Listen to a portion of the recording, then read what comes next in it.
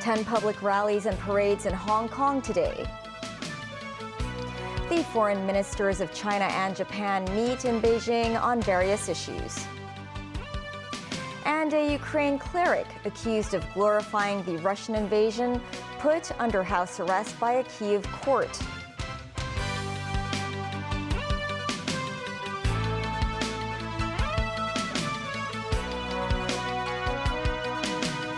Hello and welcome to TVB News. 10 public rallies and parades took place in the city today, all with a letter of no objection from the police.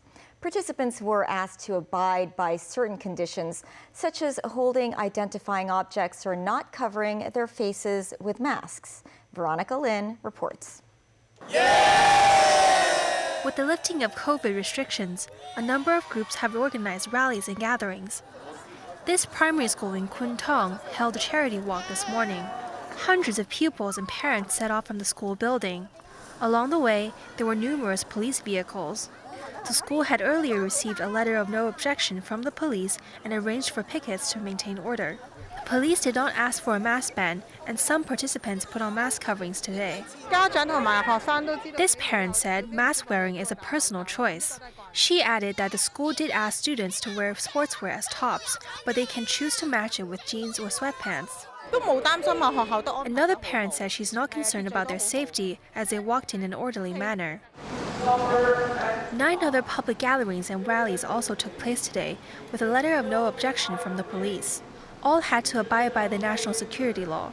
Meanwhile, at St. John's Cathedral in Central, during Palm Sunday celebrations, around 300 Anglicans walked a lap around the venue with palm branches in hand. Police asked those on parade to not wear any masks. However, most participants wore masks, with some saying they were not aware of the mask ban. One of the participants said she wore a mask because of the size of the crowd. She added that there are no regulations when it comes to Sunday worship. Another participant feels police presence was unnecessary, as this was a peaceful gathering. Their recommendation was to hold a palm branch, he added, but everything was on a voluntary basis. Authorities earlier stated that certain groups are exempt from the mask ban due to religious or medical reasons. Police will enforce the policy depending on the circumstance. Secretary for Security Chris Tang stressed it is based on risk assessment when it comes to enforcing measures on gatherings and marches. He denied there is any discrimination in the process. Tang added that some members of society would deliberately smear the government, comparing these identifying items and number tags to dog collars and leashes. These individuals, Tang said, wish to disrupt peace in the SAR and endanger national security. Veronica Lin, TVB News. Secretary for Justice Paul Lam stressed the national security law only targets a fringe minority in the city, adding that he will step up efforts to counter Western criticism. Lam emphasized the success of the law in restoring stability to Hong Kong. He said fewer than 70 individuals have been convicted under the national security law, a figure insignificant compared to the city's 7 million-plus population. Lam noted that the Department of Justice and the Security Bureau have already established a task force to look into legislation under Article 23 of the Basic Law. The SAR government sent a delegation to London to attract talent for Hong Kong's medical sector. But a medical student told us why some of them may still choose to work in Britain, despite better pay in Hong Kong. Jackie Lin with more. Hong Kong's hunt for medical talent is on, all the way in the UK. I can tell you, even for people who have been home for many years, may not know our healthcare system really that well, because living there, working there, or working in the healthcare situation is slightly different. The 2-day recruitment event in London brought together representatives from the Hospital Authority, Department of Health, and 2 medical schools to woo medical students and doctors, mostly from Hong Kong, to return to the city and serve in the SAR. On Saturday, some 200 medical students and workers attended the event, either online or in person. They were introduced to the latest registration arrangements for non-locally trained doctors to practice back home, exempt from licensing exams. Kenny Ling, a medical student studying at Cambridge, said the starting salary for doctors at Hong Kong's public hospitals could reach some £90,000 or 850,000 Hong Kong dollars a year. Their UK counterparts, only £30,000. The work environment can be quite stressful in both the UK and Hong Kong, where they don't really have that much staff. That's partially why the UK junior doctors are striking this month and last month. But Kenny said he would prefer working in the UK after graduation because he's more familiar with the UK's healthcare system and the English terms of medication and diseases. It's also easier for him to communicate with patients in English. Meanwhile, the hospital authority rolled out a new round of sponsorship schemes that fully cover students' 3-year tuition fees for medical training in the UK. They cover degrees on podiatry, the medical study of foot diseases, and orthoptics, the study of eye alignment, movement, and various visual impairments. Neither degrees are offered in Hong Kong. After graduation, they must serve under the hospital authority for at least 5 years. Jackie Lin, TVB News. Japanese Foreign Minister Yoshimasa Hayashi met his Chinese counterpart, Qin Gang, in Beijing today. His visit comes to China amid growing friction between Tokyo and Beijing. Qin said this year marks the 45th anniversary of the signing of the 1978 bilateral peace and friendship treaty, and that right choices must be made to honor the spirit of the pact. He vowed to work with Hayashi to promote further exchanges and dialogue. On Japan's plan to release radioactive water from the destroyed Fukushima nuclear power plant into the sea, Qin urged Japan to handle the issue in a responsible manner. Meanwhile, Hayashi said the two countries' bilateral relations are at an important juncture, with great possibilities as well as challenges ahead. He raised issues about the Senkaku Islands, which China calls the Diaoyu Islands, peace and stability in the Taiwan Strait, as well as the release of a Japanese national detained on suspicion of espionage activities in China. A court in Kyiv has ordered a leading priest to be put under house arrest after Ukraine's top security agency accused him and elements of his church of being loyal to Moscow. The arrest of Metropolitan Pavel is the latest move in a bitter dispute over a famed monastery belonging to the Ukraine Orthodox Church. He has denied the charges, saying he's never been on the side of aggression.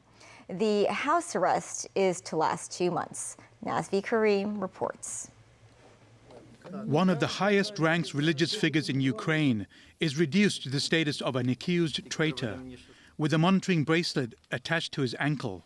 Metropolitan Pavel, the abbot of the Kiev-Perchessk Lavra Monastery, Ukraine's most revered Orthodox institution, is under house arrest. He is accused of justifying Russia's invasion of Ukraine, a criminal offense. Pavel has denied the accusations, saying the charges are politically motivated.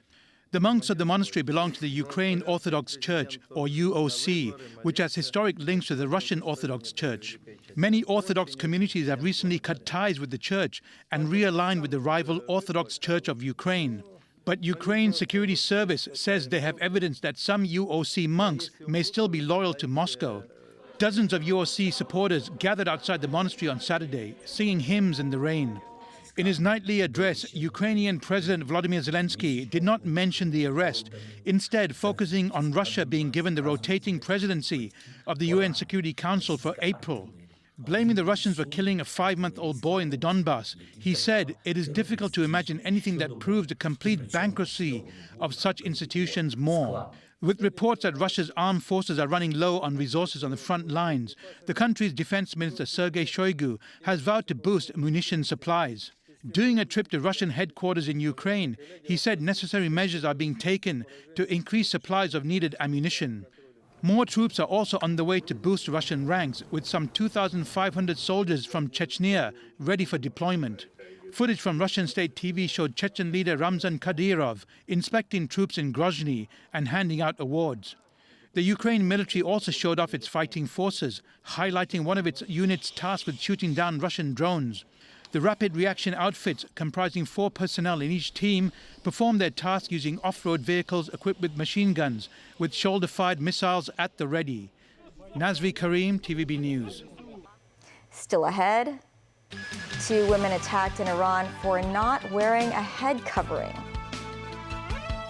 Pope Francis discharged from hospital after receiving treatment for bronchitis. And locally, a one-of-a-kind networking group for women.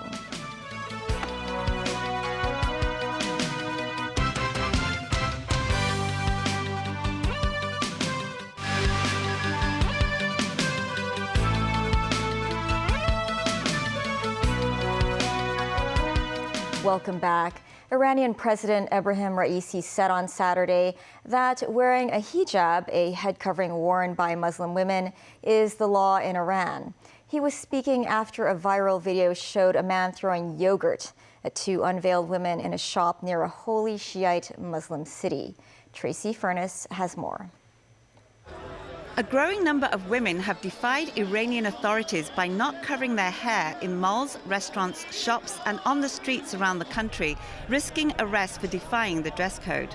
This after recent nationwide protests that followed the death of a 22-year-old Iranian Kurdish woman in the custody of the morality police for allegedly violating hijab rules.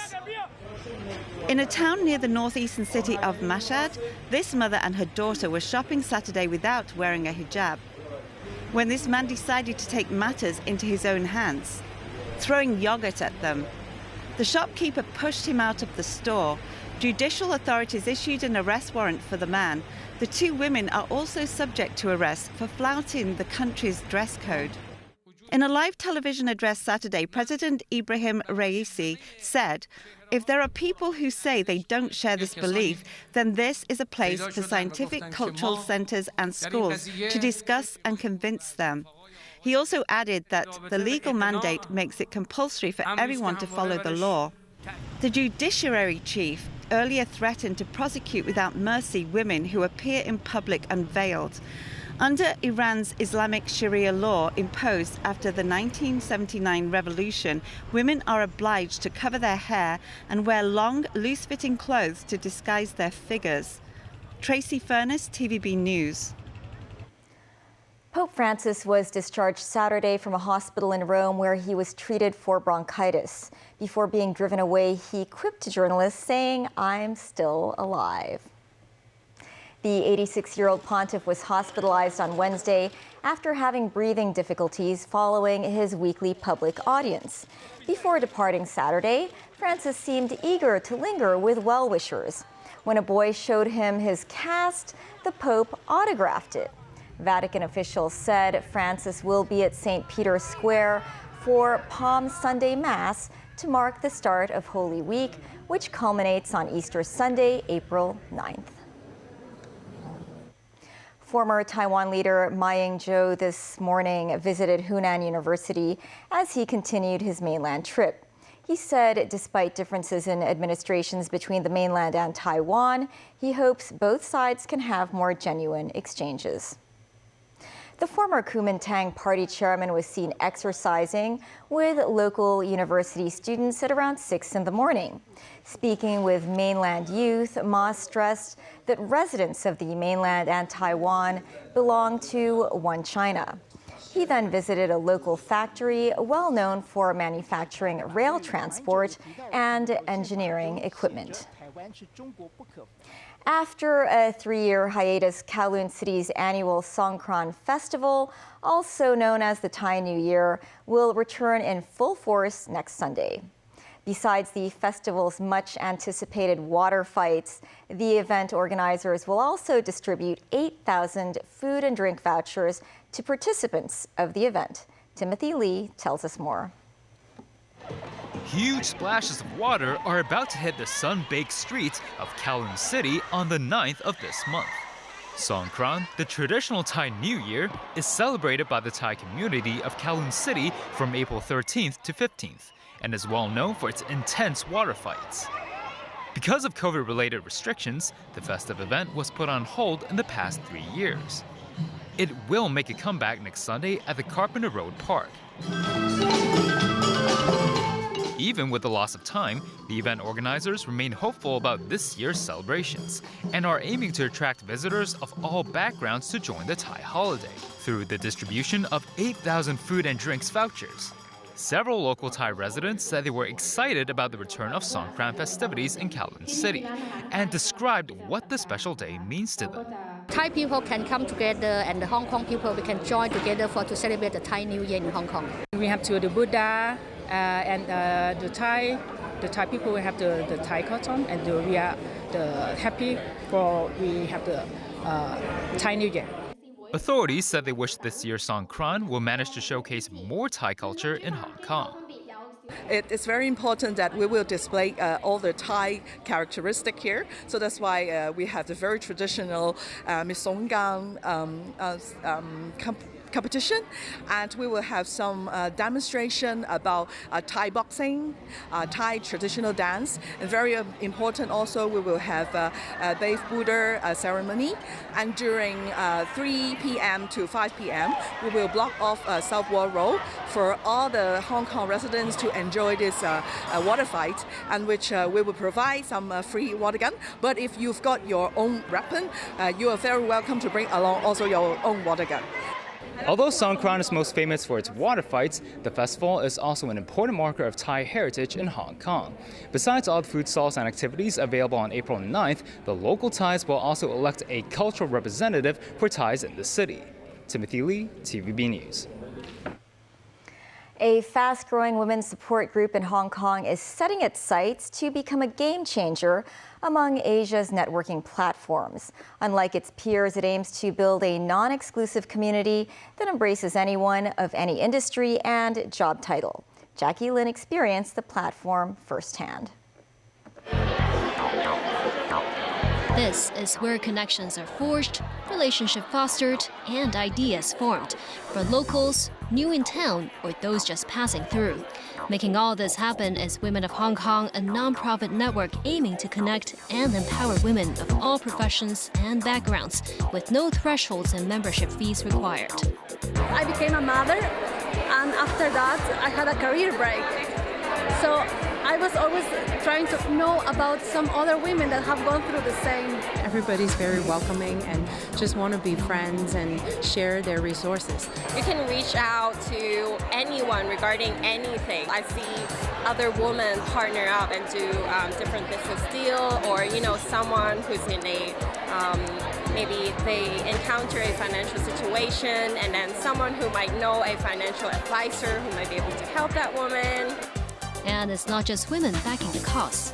The reason why I joined Women of Hong Kong is because of her, to support her and everyone else. Yeah, my boss. Yeah. And this is the woman who started it all, Sarah V. Most of the organizations available in Hong Kong are either charities or business-oriented. But what about the women that don't have an entrepreneur status? Or what about the women that are stay-at-home moms or college graduates and they're not really interested in committing to a charity? Where would they go? So Women of Hong Kong meets that gap. The Hong Kong-born Filipina founded Women of Hong Kong in 2014 in the form of a Facebook group called Girls of Hong Kong. Now boasting 7,000 members, Sarah said it was around 3 years ago when the platform unlocked its potential. That's when people who lost jobs during the pandemic tried to seek professional and personal help via the platform. At the time, Sarah too experienced a series of setbacks, including a divorce, the death of a best friend, and job loss that catalyzed her to take Women of Hong Kong to the next level. I was working at another female organization in Hong Kong, actually in December, but I got fired from it right before Christmas Eve, simply because I stood up to another woman. And it was one of my really good friends that said, hey, you have something really good here. Why don't you make something of it? Make it bigger. The idea of opening it to the network was inspired by, somebody that supported me, that really understood that I also needed support. Oh my gosh, that's and that really was the start of it. Every step I took, there was always a woman that had my back. Including seminars like this, Women of Hong Kong hosts around 4 major events a month for members to meet and be inspired by each other. As the city removed all COVID restrictions, the platform is looking set to extend its cause to Singapore, India, and Dubai. Jackie Lin, TVB News. That is the news. Thanks for watching. Bye for now.